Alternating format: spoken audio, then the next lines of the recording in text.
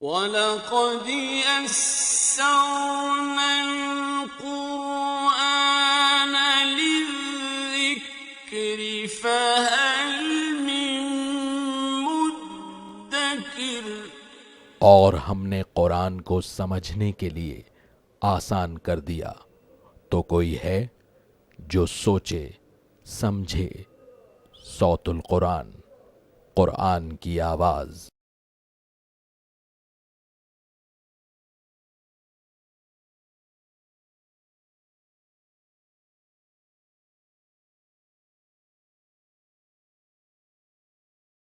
نحمده ونصلي على رسوله الكريم اما بعد فاعوذ بالله من الشيطان الرجيم بسم الله الرحمن الرحيم الحاقة ما الحاقة وما أدراك ما الحاقة۔ اب سورۃ الحاقہ کا ہم آغاز کر رہے ہیں۔ اس کا آغاز بھی بڑے جلالی انداز میں ہے۔ اللہ نے سوال کرتے ہوئے قیامت کے متعلق گفتگو شروع فرمائی ہے۔ اس صورت میں آخرت کا ذکر ہے اور نبی کریم صلی اللہ علیہ وسلم کے برحق رسول ہونے کا تذکرہ بھی آئے گا۔ رسولوں کے حالات کا ذکر بھی ہے، قیامت اور اس کے نتائج کو بھی بیان کیا گیا ہے۔ الحاقۃ ما الحاقہ، سچ مچ ہو جانے والی۔ کیا ہے وہ سچ مچ ہو جانے والی؟ وما ادراک ما الحاقہ، اور تم کیا سمجھے کہ کیا ہے وہ سچ مچ ہو جانے والی یعنی قیامت۔ اب گزشتہ اقوام کا ذکر کیا جا رہا ہے۔ کذبت ثمود وعاد بالقارعہ، قوم ثمود اور عاد نے کھڑکھڑانے والی یعنی قیامت کو جھٹلایا۔ فاما ثمود فاہلکوا بالطاغیہ، پس جو ثمود تھے وہ بڑی زوردار آواز سے ہلاک کر دیے گئے۔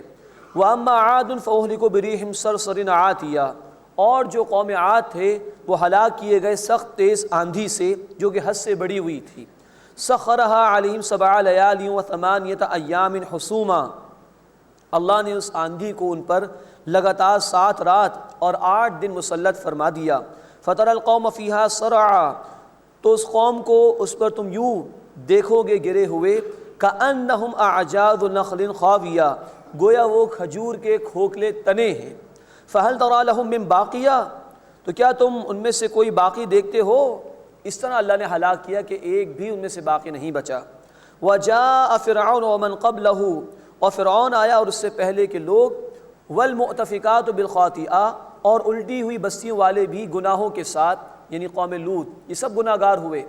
فعصوا رسول ربہم، انہوں نے اپنے رسول علیہ السلام کی نافرمانی کی۔ فاخذہم اخذۃ رابیہ، تو انہیں اللہ تعالیٰ نے سخت گرفت کے ساتھ پکڑا یعنی عذاب میں مبتلا فرمایا۔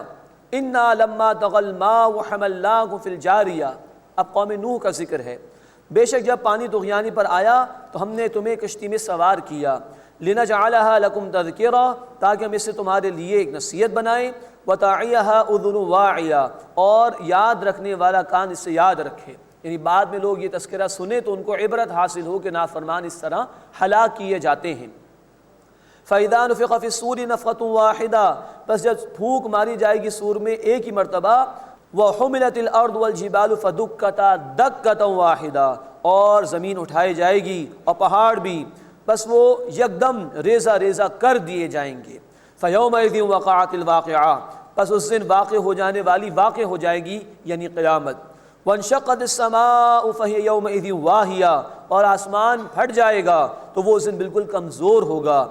وَالْمَلَكُ عَلَىٰ أَرْجَائِهَا، اور فرشتے اس آسمان کے کناروں پر ہوں گے۔ وَيَحْمِلُ عَرْشَ رَبِّكَ فَوْقَهُمْ يَوْمَئِذٍ 8، اور 8 فرشتے تمہارے رب کا عرش اٹھائے ہوئے ہوں گے اس دن۔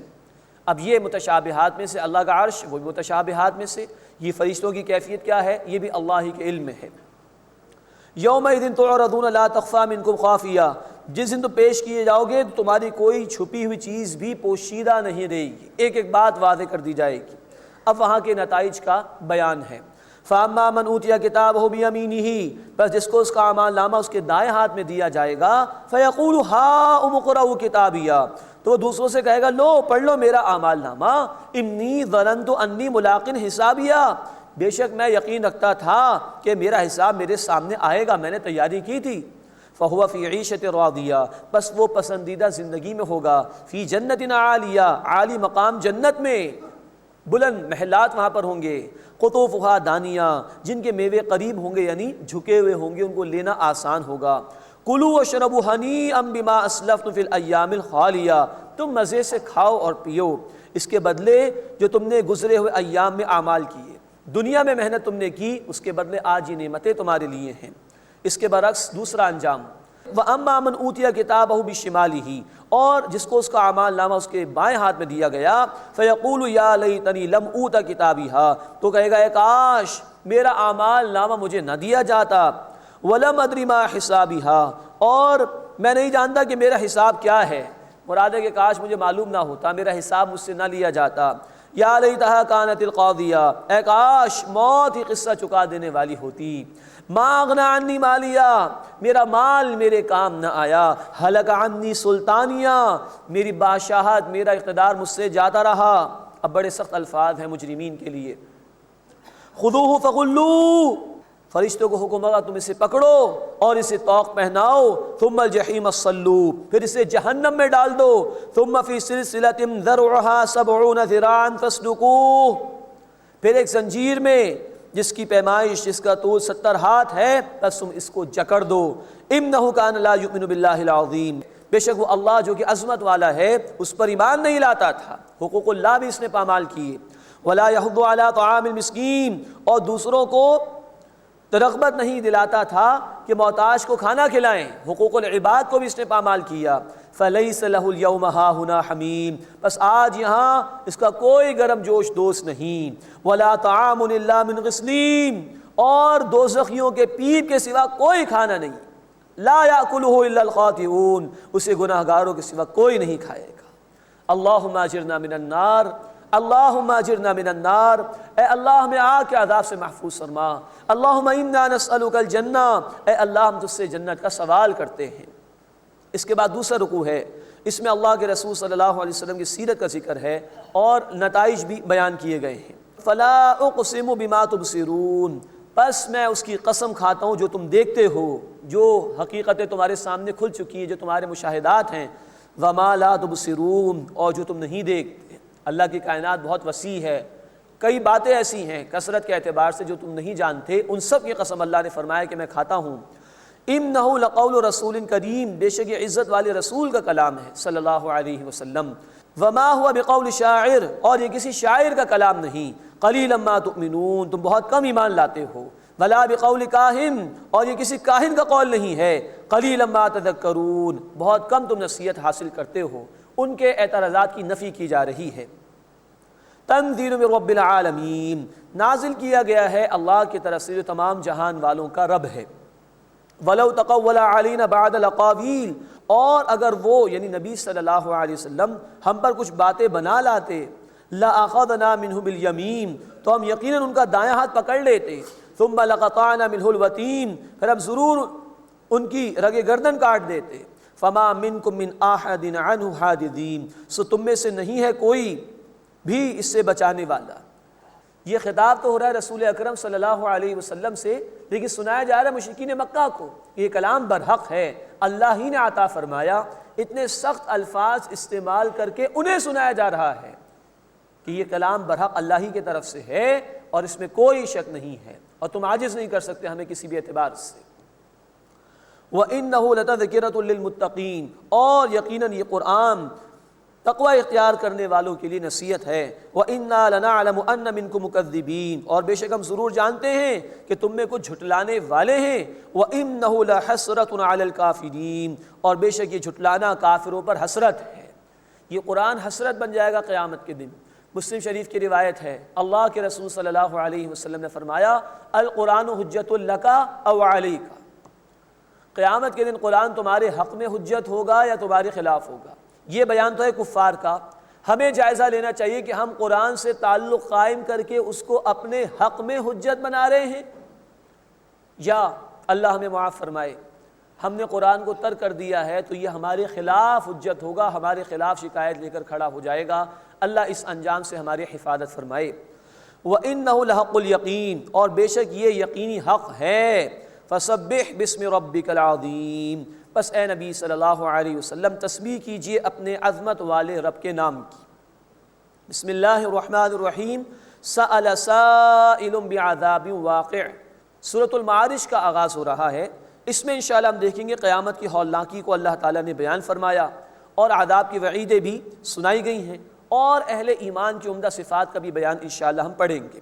سأل سائل بعذاب واقع، ایک مانگنے والے نے عذاب مانگا جو کہ واقع ہونے والا ہے، للکافرین، کافروں کے لیے، لیس لہ دافع، اسے کوئی دفاع کرنے والا، اسے کوئی دور کرنے والا نہیں ہے۔ مفسرین میں سے اکثر کی رائے یہ ہے کہ اس مقام پر مشرکین میں سے کسی کا ذکر کیا جا رہا ہے کہ ان لوگوں نے کہا کہ اچھا محمد صلی اللہ علیہ وسلم آپ برحق ہیں تو ہم پر عذاب لا کر دکھا دیجئے۔ ایسے ہی ذکر ہم نے پڑھا ہے سورۃ الانفال آیت نمبر 32 میں، نصر بن حارث کے الفاظ ہیں، مفسرین نے بیان کیا کہ اس نے کہا تھا کہ اللہ یہ محمد جو کچھ کہہ رہے ہیں صلی اللہ علیہ وسلم حق ہے تو ہم پر آسمان سے پتھروں کی بارش برسا دے۔ تو یہ لوگ جلد بازی کر رہے تھے، اس کا ذکر آگے چل کر اللہ تعالیٰ فرما رہے ہیں، لیس لہ دافع، اسے کوئی دور کرنے والا نہیں، من اللہ، اللہ سے، ذی المعارج، جو درجات کا مالک ہے۔ ایک رائے مفسرین کی یہ کہ فرشتے جو آسمانوں میں جاتے ہیں ان کے لیے بھی منزلیں مقرر کی گئی ہیں، وہ درجات ہیں جس کی طرف یہاں اشارہ کیا گیا۔ تعرج الملائکۃ والروح الیہ فی یوم کان مقدارہ 50,000 سنہ، اس کی طرف یعنی اللہ کی طرف چڑھتے ہیں فرشتے اور روح الامین جبریل امین علیہ السلام ایک دن میں جس کی مقدار 50,000 برس کے برابر ہے۔ اب یہاں اللہ تعالیٰ نے ذکر فرمایا ہے اس اعتبار سے کہ ایک دن اللہ کا 50,000 برس کے برابر ہے۔ قرآن حکیم میں دو اور مقامات پر، سورہ الف لام میم السجدہ آیت نمبر 5 اور سورہ الحج آیت نمبر 47 میں اللہ تعالیٰ نے کہا کہ اللہ کا ایک دن تمہارے شمار کے اعتبار سے 1000 برس کے برابر ہے۔ تو بعض اوقات کنفیوژن ہوتی ہے کہ ایک طرف کہا گیا 1000 برس اور ایک طرف کہا گیا 50 برس، اس میں کوئی کانٹراڈکشن نہیں۔ جیسے ہم اپنی منصوبہ بندی کرتے ہیں تو بعض ہمارے منصوبے شارٹ ٹرم پلاننگ کے تحت ہوتے ہیں، بعض ہمارے منصوبے لانگ ٹرم پلاننگ کے تحت ہوتے ہیں۔ تو اللہ کی کچھ تدبیروں کا معاملہ یہ کہ وہ 1000 برس میں وہ کام پائے تکمیل کو پہنچتے ہیں، اور کچھ کا معاملہ ممکن ہے کہ وہ 50,000 برس کا ہو۔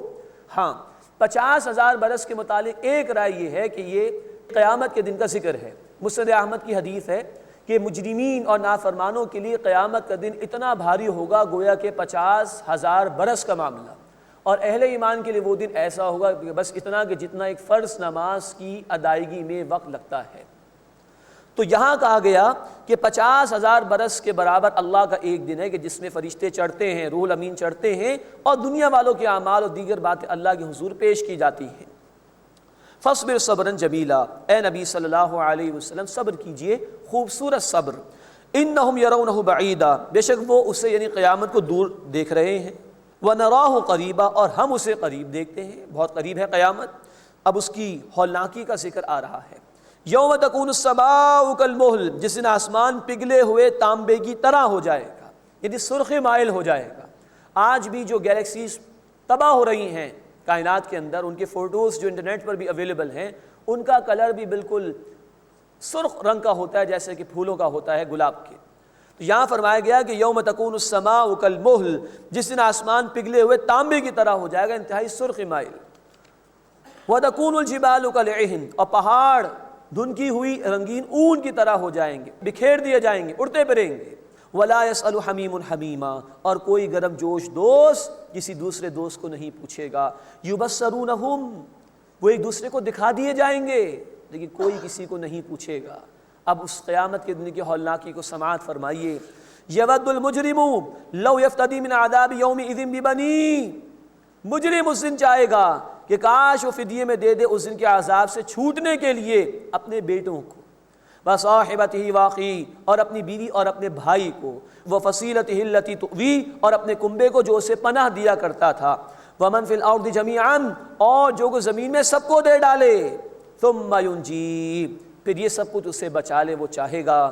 کلا، ہرگز نہیں، انہا لظیٰ، بے شک وہ بھڑکتی ہوئی آگ ہے، نزاعۃ للشوا، کھال کو ادھیڑنے والی، تدعو من ادبر وتولی، وہ اسے بلاتی ہے جس نے پیٹھ پھیری اور منہ موڑ لیا، وجمع فأوعى، اور مال جمع کیا اور سنبھال کر رکھا، دنیا پرستی ہی میں مبتلا رہا۔ یہ ہے ہولناکی قیامت کے دن کی، کوئی کسی کے کام نہیں آئے گا۔ سورہ عبس میں ہم پڑھیں گے آیت نمبر 34 سے لے کے آیت نمبر 37 تک، انسان دور بھاگے گا اپنے بھائی، اپنے والدین اور اپنی بیوی اور اپنی اولاد سے۔ یہاں اس سے اگلی بات بیان کی گئی، ہر ایک کو چاہے گا ڈال دے اللہ ان سب کو جہنم میں، لے لے ان کو فدیے کے طور پر، مجھے کسی طرح جہنم کے عذاب سے بچا دے۔ لیکن نافرمانوں کے لیے اس دن کوئی نجات کا موقع نہیں، بھڑکتی ہوئی آگ میں ڈالے جائیں گے۔ اللہم اجرنا من النار، اے اللہ ہمیں آگ کے عذاب سے محفوظ فرما۔ ان الانسان خلق ہلوعا، بے شک انسان بڑا ہی بے صبرا، کم ہمت والا پیدا کیا گیا ہے۔ سرشت میں انسان کی یہ چیز آ جاتی ہے کہ وہ بے صبری کا مظاہرہ کرتا ہے۔ اذا مسہ الشر جزوعا، جب اسے کوئی تکلیف پہنچتی ہے تو گھبرا اٹھنے والا ہے۔ وَإِذَا مَسَّهُ الْخَيْرُ مَنُوعًا، اور جب اسے کوئی بھلائی پہنچتی ہے، آسائش ملتی ہے تو کنجوسی کرنے پر آ جاتا ہے، مال کو روک روک کے رکھتا ہے۔ یہ بے صبر انسان کا ذکر ہے۔ إِلَّا الْمُصَلِّينَ، سوائے نماز ادا کرنے والوں کے۔ یہ سرشت کنٹرول کی جا سکتی ہے۔ اہل ایمان ایسے نہیں ہوتے جلد باز، نعمت ملتی ہے تو شکر ادا کرتے ہیں، تکلیف آتی ہے تو صبر کرتے ہیں۔ اب اہل ایمان کا ذکر آ رہا ہے، اور بڑی عمدہ صفات ہیں جو اہل ایمان کے اس مقام پر آ رہی ہیں، اور اس سے پہلے ہم ان کا مطالعہ کر چکے ہیں سورۃ المؤمنون کی بالکل ابتدائی آیات میں۔ الا المصلین، سوائے نماز ادا کرنے والوں کے، وہ بے صبرے نہیں ہو سکتے۔ الذین هم علی صلاتهم دائمون، جو اپنی نمازوں پر پابندی اختیار کرتے ہیں، پانچوں وقت کی نمازیں ادا کرتے ہیں، نہیں کہ جب دل چاہا ادا کی، جب چاہا نہیں ادا کی، نہیں، ہمیشہ پابندی کرتے ہیں۔ والذین فی اموالہم حق معلوم للسائل والمحروم، اور جن کے مالوں میں سوال کرنے والوں اور محروم رہ جانے والوں کے لیے حق مقرر ہے، یعنی کہ وہ اپنے مال میں سے دوسروں کی مدد کرتے ہیں اور کوئی احسان نہیں سمجھتے، بلکہ اللہ نے ان کے مال میں جو زیادہ ان کو عطا کیا یہ دوسرے کا حق سمجھتے ہیں اور اپنا فرض سمجھ کے دوسروں کے لیے خرچ کرتے ہیں اسے۔ والذین یصدقون بیوم الدین، اور وہ جو بدلے کے دن کو سچ مانتے ہیں، اس کی تصدیق کرتے ہیں۔ والذین هم من عذاب ربهم مشفقون، اور وہ جو اپنے رب کے عذاب سے ڈرنے والے ہیں۔ ان عذاب ربهم غیر مأمون، بے شک ان کے رب کا عذاب ایسا ہی ہے کہ اس سے بے خوف نہ ہوا جائے۔ والذین هم لفروجهم حافظون، اور وہ جو اپنی شرمگاہوں کی حفاظت کرنے والے ہیں، ستر کا بھی خیال رکھتے ہیں۔ اہل ایمان کی خواتین پردے کا، حجاب کا بھی خیال رکھتی ہیں۔ اسی طرح وہ نکاح کے جائز بندھن کے ذریعے سے اپنی جنسی جذبے کی تکمیل کرتے ہیں۔ والذین هم لفروجهم حافظون، اور وہ جو اپنی شرمگاہوں کی حفاظت کرنے والے ہیں۔ الا علی ازواجہم او ما ملکت ایمانہم فانہم غیر ملومین، سوائے ان کی بیویوں کے اور ان کی کنیزوں کے کہ اس بارے میں ان پر کوئی ملامت نہیں ہے۔ فمن ابتغى وراء ذلک، پس جو اس کے علاوہ کوئی اور راستہ تلاش کرے گا، نکاح کا جائز بندھن سررست تو ہمارے لیے یہی ہے، کنیزوں کا معاملہ ایک عارضی معاملہ ہے جنگی حالات کی صورت میں، تو جو اس کے علاوہ کوئی اور راستہ اختیار کرے گا، زنا کی کوئی بھی صورت، فاولئک هم العادون، تو یہی وہ لوگ ہیں جو حد سے بڑھ جانے والے ہیں۔ والذین هم لاماناتہم وعہدہم راعون، اور وہ جو اپنی امانتوں اور اپنے عہد کی حفاظت کرنے والے ہیں، اس کی رعایت رکھنے والے ہیں۔ والذین هم بشہاداتہم قائمون، اور وہ جو اپنی گواہیوں پر قائم رکھنے والے ہیں، گواہی بھی ایک طرح کی امانت ہے، وہ اس کا خیال رکھتے ہیں۔ والذین هم علی صلاتہم یحافظون، اور وہ جو اپنی نمازوں کی حفاظت کرنے والے ہیں، پابندی کے ساتھ 5 وقت کی نماز ادا کرتے ہیں اور طہارت اور دیگر مسائل کا خیال رکھتے ہوئے آداب کی پابندی کے ساتھ نماز ادا کرتے ہیں، یہ ہے نماز کی حفاظت۔ بندہ مومن کی شخصیت کی تعمیر نماز کے تحت ہی ہوتی ہے۔ یہاں ان صفات کا آغاز ہوا آیت نمبر 22 اور 23 سے، نماز کا ذکر آیا، صفات کا اختتام ہوا آیت نمبر 34 پر، تب بھی نماز کا ذکر آ رہا ہے۔ تو زندگی کے شب و روز بندہ مومن کے نماز کے ذریعے ہی طے ہوتے ہیں۔ اولئک فی جنات مکرمون، یہی جنت میں ہوں گے مکرم اور معزز بنا کر، اللہ ان کی تکریم فرمائیں گے۔ اللہ تعالی ہمیں ان صفات کو اختیار کرنے کی توفیق عطا فرمائے۔ اس کے بعد اس سورہ مبارکہ کا دوسرا رکوع ہے جس میں قیامت کا ذکر ہے اور عذاب کے ڈراوے سنائے گئے ہیں۔ فما للذین کفروا قبلک مہطعین عن الیمین وعن الشمال عظیم، تو کافروں کو کیا ہوا ہے اے نبی صلی اللہ علیہ وسلم کہ وہ آپ کے طرف دائیں سے اور بائیں سے گروہ در گروہ دوڑتے ہوئے آ رہے ہیں، شدید مخالفت کر رہے ہیں لوگ آپ کی۔ ایطمع کل امرئ منہم ان یدخل جنت نعیم، کیا ان میں سے ہر کوئی توقع رکھتا ہے کہ وہ نعمتوں والے باغات میں داخل کر دیا جائے گا؟ کلا، ہرگز نہیں۔ انا خلقناہم مما یعلمون، بے شک ہم نے اس چیز سے انہیں پیدا کیا ہے جسے وہ جانتے ہیں، ایک معمولی قطرے سے ہم نے انہیں پیدا کیا ہے۔ فلا اقسم برب المشارق والمغارب انا لقادرون، بس میں مشرقوں اور مغربوں کے رب کی قسم کھاتا ہوں، بے شک ہم اس پر قادر ہیں۔ علی ان نبدل خیرا منہم، کہ ہم بدل دیں بہتر ان سے، ان کی جگہ ہم کسی اور کو لے آئے جو ان سے بہتر ہوں گے۔ وما نحن بمسبوقین، اور ہم عاجز کیے جانے والے نہیں ہیں۔ یہاں اللہ نے مشرقوں اور مغربوں کا ذکر کیا۔ سورۃ الرحمن میں مشرقین اور مغربین کا ذکر ہے۔ زمین پر سورج کے نکلنے اور غروب ہونے کے مقامات روزانہ ہر اعتبار سے تبدیل ہوتے ہیں، تو کئی مشرقوں اور مغربوں کا معاملہ ہو جائے گا۔ پھر بے شمار گیلیکسیز میں بے شمار سورج ہیں، تو کئی مشرقوں اور مغربوں کا فرق آ جائے گا اس کے اندر۔ سورۃ الرحمن میں جو 2 مشرقوں اور مغربوں کا ذکر ہے، تو زمین کے اعتبار سے اگر لیں تو سردی اور گرمی دونوں سیزنز میں ایک انتہائی مشرق ہوتا ہے، ایک انتہائی مغرب ہوتا ہے، تو 2 مشرق اور 2 مغرب اس اعتبار سے۔ اور عمومی طور پر قرآن میں مشرق اور مغرب کا ذکر آتا ہے جس کو عام آدمی بھی سمجھ سکتا ہے۔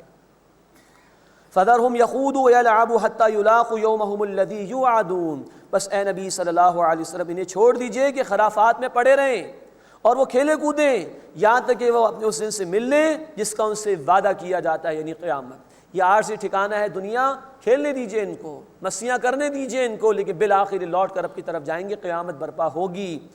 یوم یخرجون من الاجداث سراعا، جس دن وہ قبروں سے تیزی کے ساتھ نکلیں گے، کأنہم الی نصب یوفدون، گویا کہ وہ ایک ہدف کی طرف لپک رہے، جانا ہوگا رب کے حضور، حشر کے میدان میں کھڑا ہونا ہوگا۔ خاشعۃ ابصارہم ترہقہم ذلہ، ان کی آنکھیں جھکی ہوئی ہوں گی، ان پر ذلت چھا رہی ہوگی۔ ذالک الیوم الذی کانوا یوعدون، یہ ہے وہ دن جس کا ان سے وعدہ کیا جاتا تھا۔ اللہ ہمیں قیامت کی ذلت اور رسوائی سے محفوظ فرمائے، اور آج مہلت ہے ہمارے پاس، اللہ ہمیں نیک عمل کرنے کی توفیق عطا فرمائے۔ بسم اللہ الرحمن الرحیم۔ انا ارسلنا نوحا الی قومہ ان انذر قومک من قبل ان یأتیہم عذاب علیم۔ سورہ نوح کا آغاز ہو رہا ہے، اس میں انشاءاللہ ہم دیکھیں گے اللہ کی نعمتوں کا بیان بھی ہے، اور نوح علیہ السلام نے کس کس طرح لوگوں کے سامنے دعوت پیش کی اس کا ذکر بھی ہے، اور دوسرے رکوع میں انشاءاللہ ہم پڑھیں گے کہ نوح علیہ السلام نے 950 برس کے بعد پھر مخالفین کے لیے بد دعا کی تھی، تفصیل سے اللہ تعالیٰ نے اس کو بیان فرمایا ہے۔ انا ارسلنا نوحا الی قومہ، بے شک ہم نے نوح علیہ السلام کو ان کی قوم کی طرف بھیجا، ان انذر قومک من قبل ان یأتیہم عذاب علیم، کہ آپ خبردار کیجئے اپنی قوم کو اس سے پہلے کہ ان پر دردناک عذاب آ جائے۔ قال یا قوم انی لکم نذیر مبین، انہوں نے کہا کہ اے میری قوم، بے شک میں تمہارے لیے ایک واضح طور پر خبردار کرنے والا ہوں، ان اعبدوا اللہ، کہ تم اللہ کی عبادت کرو، واتقوہ واطیعون، اور اس کا تقوی اختیار کرو اور میری اطاعت کرو۔ یغفر لکم من ذنوبکم، وہ بخش دے گا تمہیں تمہارے گناہ، ویؤخرکم الی اجل مسمی، اور وقت مقرر تک کے لیے تمہیں مہلت عطا فرمائے گا، تمہاری موت کے آنے سے پہلے پہلے تک، انفرادی سطح پر اور اجتماعی سطح پر وہ مہلت کہ جس کے ختم ہو جانے کے بعد مخالفت کرنے والی قومیں مٹا دی جاتی ہیں۔ ان اجل اللہ اذا جاء لا یؤخر، بے شک جب اللہ کا مقرر کردہ وقت آ جائے گا تو وہ ٹلے گا نہیں، اس میں تاخیر نہیں ہوگی۔ لو کنتم تعلمون، کاش کہ تم جانتے۔ قال رب انی دعوت قومی لیلا ونہارا، انہوں نے عرض کیا کہ اے میرے رب، میں نے اپنی قوم کو دن رات بلایا، ان کو دعوت دی۔ فلم یزدہم دعائی الا فرارا، تو میرے اس بلانے نے، میرے اس دعوت دینے نے ان میں اضافہ نہیں کیا سوائے فرار کے، جتنا میں نے سنایا اللہ اتنا انہوں نے مخالفت کی، فرار اختیار کیا۔ وَإِنِّي كُلَّمَا دَعَوْتُهُمْ لِتَغْفِرَ لَهُمْ جَعَلُوا أَصَابِعَهُمْ فِي آذَانِهِمْ۔ اب غور کیجئے کہ 950 برس تبلیغ کی ہے اور قوم نے کیا کیا، اور بے شک جب بھی میں نے انہیں بلایا تاکہ اللہ تو انہیں بخش دے تو انہوں نے اپنی انگلیاں اپنے کانوں میں ڈال لی۔ وَاسْتَغْشَوْا ثِيَابَهُمْ، اور انہوں نے اپنے اوپر کپڑے لپیٹ لیے کہ میں ان کو دیکھ نہ سکوں، ان سے گفتگو نہ کر سکوں۔ وَأَصَرُّوا وَاسْتَكْبَرُوا اسْتِكْبَارًا، اور وہ اڑ گئے اور انہوں نے بڑا تکبر کیا۔ ثُمَّ إِنِّي دَعَوْتُهُمْ جِهَارًا، پھر بے شک میں نے انہیں بآواز بلند بلایا۔ ثُمَّ إِنِّي أَعْلَنْتُ لَهُمْ وَأَسْرَرْتُ لَهُمْ إِسْرَارًا، پھر بے شک میں نے انہیں اعلانیہ بھی سمجھایا اور انہیں پوشیدہ طور پر بھی، اکیلے اکیلے میں انفرادی طور پر بھی سمجھایا۔ اتنی کچھ محنت کی ہے 950 برس تک۔ فَقُلْتُ اسْتَغْفِرُوا رَبَّكُمْ، بس میں نے کہا کہ تم اپنے رب سے بخشش مانگو، اِنَّهُ كَانَ غَفَّارًا، بے شک وہ بہت بخشنے والا ہے، یُرْسِلِ السَّمَاءَ عَلَيْكُمْ مِدْرَارًا، وہ آسمان سے تم پر مسلسل بارش برسائے گا، وَيُمْدِدْكُمْ بِأَمْوَالٍ وَبَنِينَ، اور تمہیں مالوں اور بیٹوں سے مدد عطا فرمائے گا، وَيَجْعَلْ لَكُمْ جَنَّاتٍ وَيَجْعَلْ لَكُمْ أَنْهَارًا، اور تمہارے لیے بنائے گا باغات اور تمہارے لیے بنائے گا نہریں۔ یہ استغفار کی دنیاوی برکات ہے کہ اللہ کے بندے جب اللہ سے واقعتاً سچی توبہ کر لیں، بخشش مانگی اس سے، تو اللہ گناہوں کو بھی معاف فرمائے گا، آخرت میں بھی نعمتیں عطا فرمائے گا، دنیا میں بھی عطا فرمائے گا، بارش برسائے گا، مال عطا فرمائے گا، بیٹے عطا فرمائے گا، باغات عطا فرمائے گا، نہر عطا فرمائے گا۔ بندہ یقین تو کرے اس پر کہ اللہ سے بخشش مانگنے کے نتیجے میں اس دنیا میں بھی اللہ کی رحمتیں بندوں کو حاصل ہوتی ہیں۔ مَا لَكُمْ لَا تَرْجُونَ لِلَّهِ وَقَارًا، تمہیں کیا ہوا ہے کہ تم اللہ کے لیے کسی قسم کے وقار کی امید نہیں رکھتے؟ جھوٹے معبودوں سے توقعات وابستہ ہیں، اللہ کا تمہیں کوئی احترام نہیں، اللہ پر تمہارا کوئی یقین نہیں۔ وَقَدْ خَلَقَكُمْ أَطْوَارًا، اور یقیناً اس نے تمہیں طرح طرح سے پیدا کیا، ایک معمولی قطرے کے معمولی جز سے تمہاری پیدائش شروع ہوتی ہے، علقہ، مضغہ، پھر ہڈیاں، پھر گوشت، پھر ماں کے بطن میں 8-9 مہینے تک رہنا، پھر زمین پر تم آئے تو ایک بچے کی صورت میں، پھر اللہ نے تمہیں جوانی عطا فرمائی، مکمل ایک انسان بنایا۔ ذرا غور کرو، الم تروا کیف خلق اللہ 7 سماوات طباقا، کیا تم نہیں دیکھتے کہ اللہ نے کس طرح 7 آسمان اوپر تلے بنائے ہیں؟ اس کی اصل حقیقت اللہ ہی کے علم میں ہے۔ وَجَعَلَ الْقَمَرَ فِيهِنَّ نُورًا وَجَعَلَ الشَّمْسَ سِرَاجًا، اور اللہ نے ان میں چاند کو ایک چمکتا ہوا نور بنایا اور اس سے سورج کو چراغ بنایا جو کہ جلتا ہوا ہے۔ سورج کی روشنی اپنی ہے اور چاند کی مستعار لی گئی ہے، سورج سے ریفلیکشن ہے سورج کی روشنی کا۔ وَاللَّهُ أَنبَتَكُم مِّنَ الْأَرْضِ نَبَاتًا، اور اللہ نے تمہیں زمین سے سبزے کی طرح اگایا، یعنی مٹی سے اور پانی کے ملاپ سے تمہاری تخلیق ہوئی۔ والدین کے نطفوں سے پیدائش ہوتی ہے بچوں کی، لیکن ان والدین کی غذا بھی مٹی سے آ رہی ہوتی ہے۔ ثُمَّ يُعِيدُكُمْ فِيهَا وَيُخْرِجُكُمْ إِخْرَاجًا، پھر وہ تمہیں اس میں لوٹائے گا اور تمہیں دوبارہ اس مٹی سے نکالے گا۔ وَاللَّهُ جَعَلَ لَكُمُ الْأَرْضَ بِسَاطًا، اور اللہ نے تمہارے لیے زمین کو فرش بنایا۔ لِتَسْلُكُوا مِنْهَا سُبُلًا فِجَاجًا، تاکہ تم چلو پھرو اس کے کشادہ راستوں میں۔ اتنی نعمتیں لیکن تم مانتے نہیں ہو اور اللہ کے احکامات پر عمل نہیں کرتے۔ اب دوسرا رکوع اس سورہ مبارکہ کا ہے جس میں بد دعا فرمائی تھی نوح علیہ السلام نے، اس کا ذکر ہے۔ 950 برس تک تبلیغ کی ہے اور تاریخی روایات کے مطابق کچھ 70 یا 80 افراد ایمان لائے، 13 سے 14 برس میں ایک آدمی ایمان لایا آن ایوریج۔ اس شدید محنت کے بعد اب ان کے الفاظ، قال نوح رب انہم عصونی واتبعوا من لم یزدہ مالہ وولدہ الا خسارا۔ نوح علیہ السلام نے فرمایا کہ میرے رب، بے شک انہوں نے میری نافرمانی کی اور اس کی پیروی کی جس کو اس کے مال اور اولاد نے نہیں بڑھایا سوائے خسارے کے۔ یعنی قوم نے سرداروں کی پیروی کی جو مالدار تھے لیکن دنیا پرست تھے، وہ قوم کو بھی لے ڈوبے، خسارے ہی خسارے میں رہے۔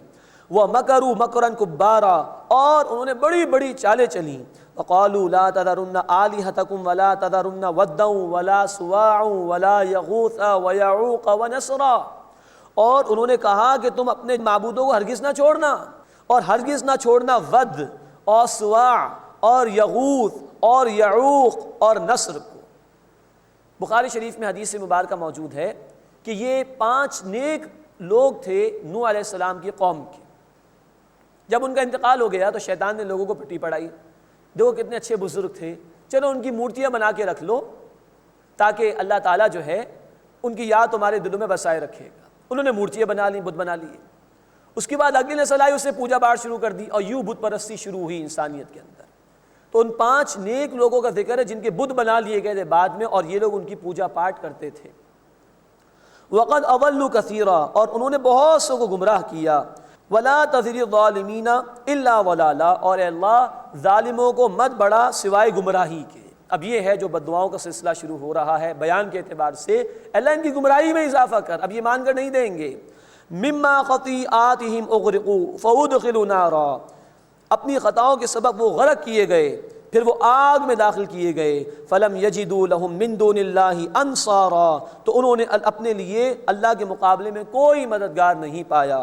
وَقَالَ نُوحٌ رَبِّ لَا تَذَرْ عَلَى الْأَرْضِ مِنَ الْكَافِرِينَ دَيَّارًا، اور نوح علیہ السلام نے عرض کیا کہ اے میرے رب تو زمین پر کافروں میں سے کوئی ایک گھر بھی نہ چھوڑ، انک ان تذرہم، اے اللہ اگر تو نے انہیں چھوڑ دیا، یضلوا عبادک، وہ تیرے بندوں کو گمراہ کریں گے، ولا یلدوا الا فاجرا کفارا، اور جنم نہیں دیں گے مگر بدکار اور ناشکری اولاد کو۔ یہ الفاظ ہیں بد دعا کی 950 برس کے بعد۔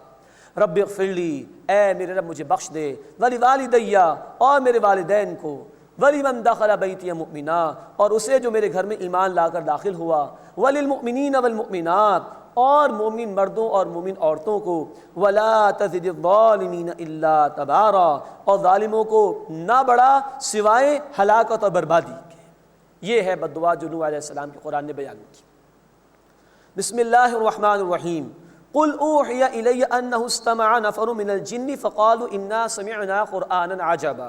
اب سورۃ الجن کا آغاز ہو رہا ہے، اس میں بھی اللہ تعالیٰ نے ایک واقعے کا ذکر کیا ہے جنات کے حوالے سے۔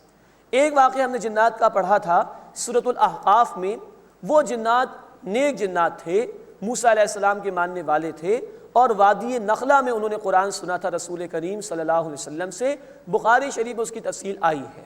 اب جو واقعہ بیان ہو رہا ہے ابن عباس رضی اللہ تعالیٰ عنہ کی رائے کے مطابق اوقاس کا مقام تھا، وہاں پر جنات نے قرآن سنا ہے رسول اکرم صلی اللہ علیہ وسلم کی زبان مبارک سے، بخاری شریف میں اس کی تفصیل ہے۔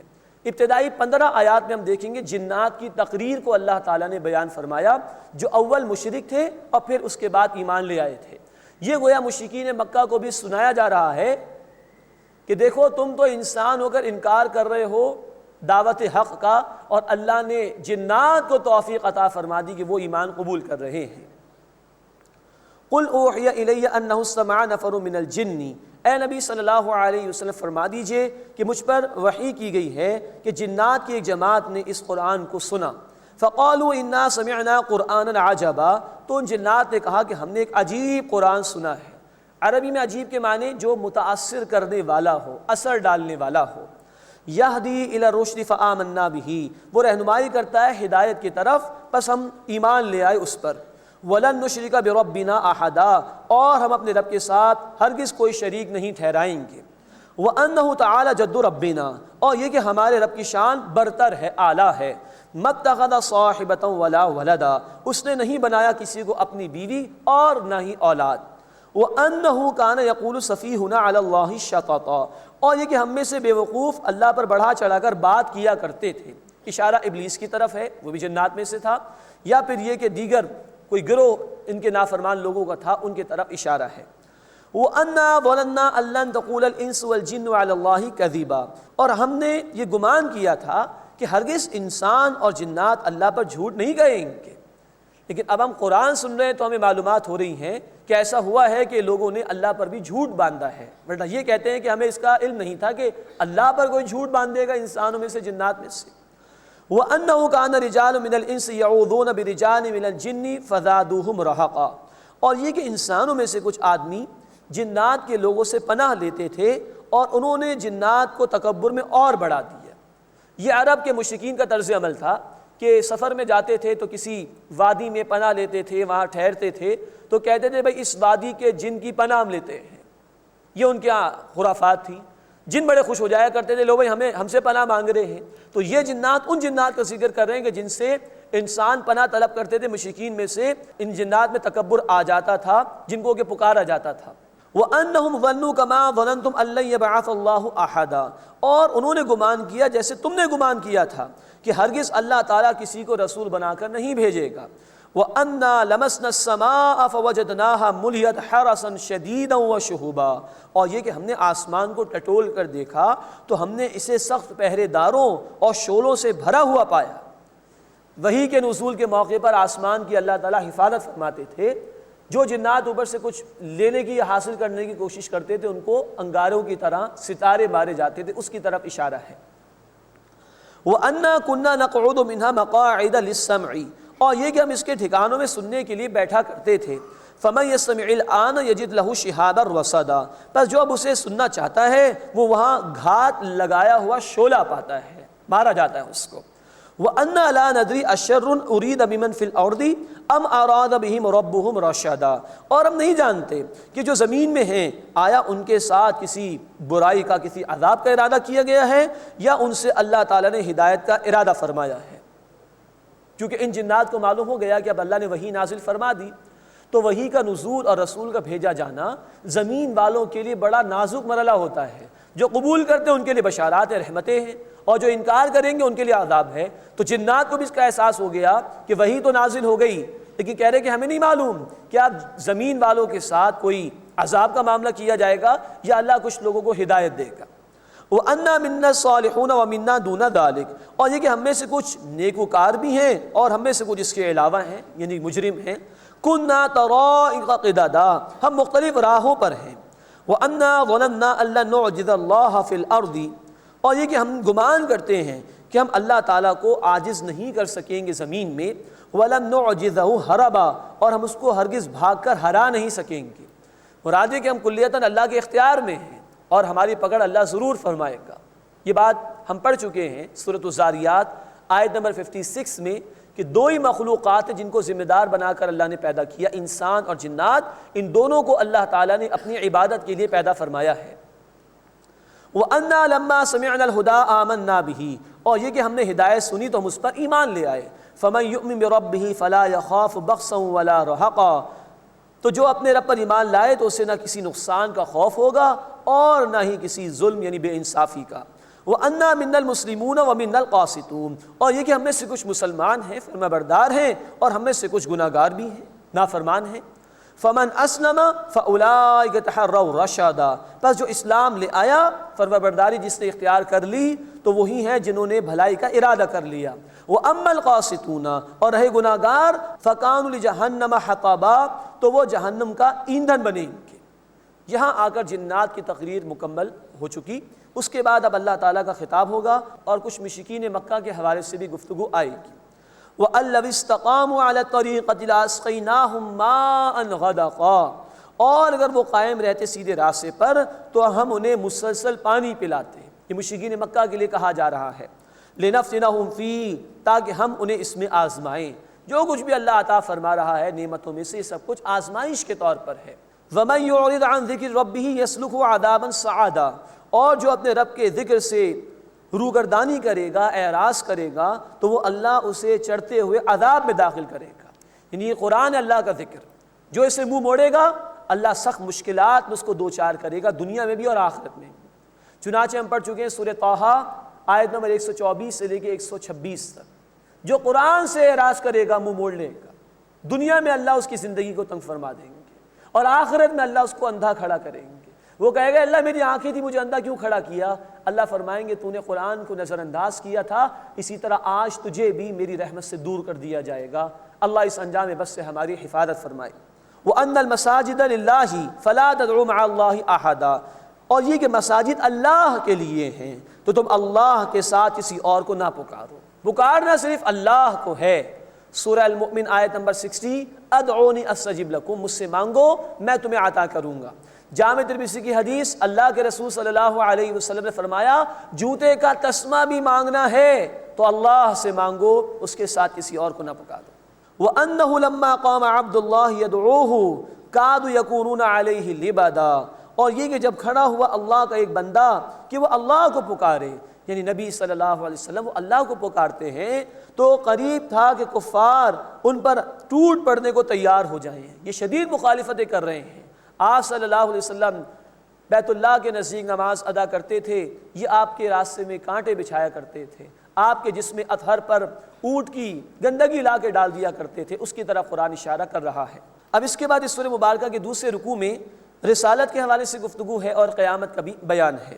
قل انما ادعو ربی ولا اشرک بہ احدا، اے نبی صلی اللہ علیہ وسلم فرما دیجئے کہ میں صرف اپنے رب کی عبادت کرتا ہوں، اسی کو پکارتا ہوں اور میں اس کے ساتھ کسی ایک کو بھی شریک نہیں کرتا۔ قل انی لا املک لکم ضرا ولا رشدا، اے نبی صلی اللہ علیہ وسلم فرما دیجئے میں تمہارے لیے اختیار نہیں رکھتا، نہ کسی نقصان کا اور نہ ہی کسی فائدے کا، یہ میرا اختیار نہیں ہے، اختیار کل اللہ کا ہے۔